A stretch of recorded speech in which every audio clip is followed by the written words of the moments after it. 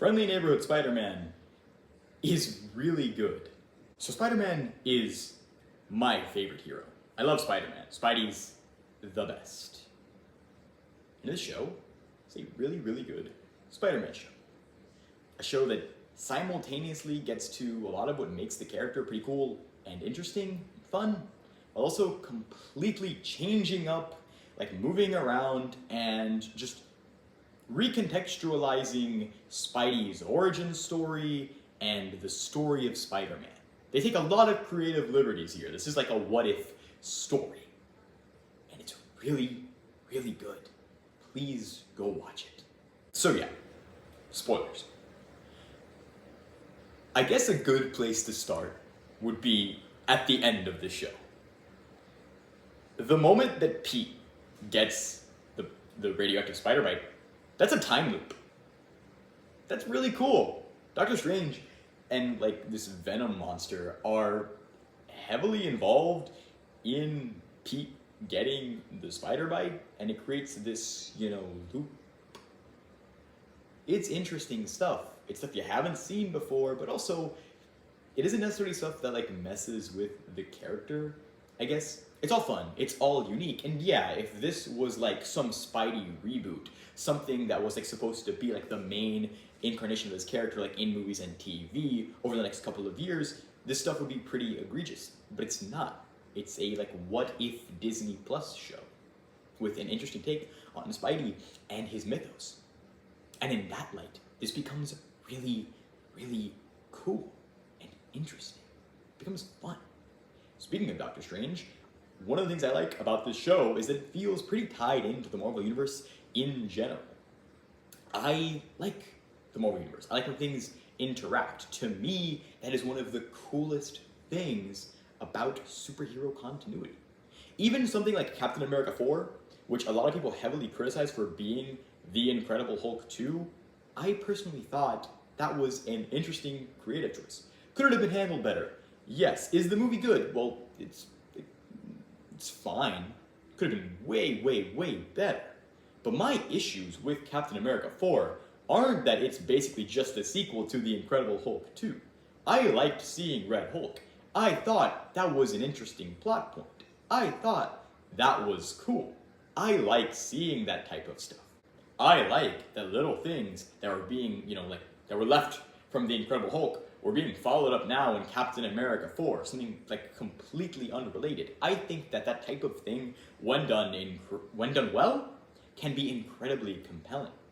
And in this show, we have Doctor Strange playing a pretty integral part. We have Daredevil also playing a pretty integral part, and Daredevil is awesome in this show. And we also have Iron Man coming in for a little bit of a cameo. That's fun to me. This is fundamentally still MCU Spidey, so a lot of the kind of conventions of like the home trilogy, particularly Homecoming, like that's still here. That's what's like being twisted and changed. So we don't have Tony Stark being Spidey's mentor, we have Norman Osborn instead, and we see how that changes things. This is very much so meant to be kind of a look at what would happen if MCU Spidey, the Tom Holland iteration of the character specifically, who has been very like mentor heavy, with regard to being like a younger hero and then getting mentored by like the bigger juggernauts of the superhero world. It's seeing what happens when Tony doesn't mentor him, when it's Norman instead, when it's someone who isn't quite as heroic. It makes some interesting stuff. The show mixes and matches different things from the Marvel Universe and throws it into Spidey, to Spidey's story to make some really interesting combinations, like Nico from The Runaways, just being Peter Parker's best friend. That's cool. That's interesting, and it's gonna lead to, future seasons, hopefully, that get to play around with that even more. And speaking of Peter Parker's best friend, Harry Osborn is in this, and he is kind of recontextualized for the modern age as more of like an influencer. I think that actually was pretty cool, and I also liked seeing how he kind of third wheeled on Peter's and Nico's best friendship, and how him and Nico sort of develop their own friendship. I thought that that was pretty cool. All this stuff was interesting. The show's animation it grew on me. It grew on me.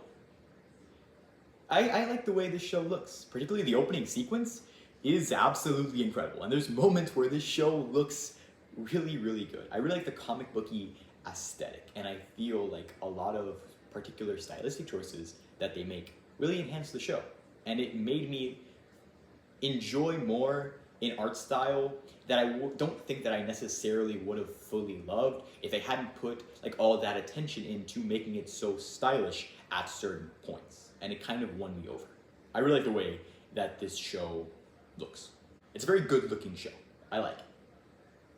Another thing is Lonnie Lincoln, Tombstone. What an absolutely brilliant decision it was to put Tombstone in high school with Peter and kind of parallel them and see where their journeys take them.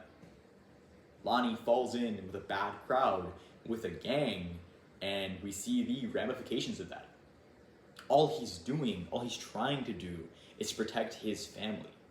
But in getting caught up in all of that, he eventually starts to kind of enjoy it more and feel kind of responsible for the gang. And that leads him further and further and further in, to the point where he becomes the de facto leader. He becomes Tombstone.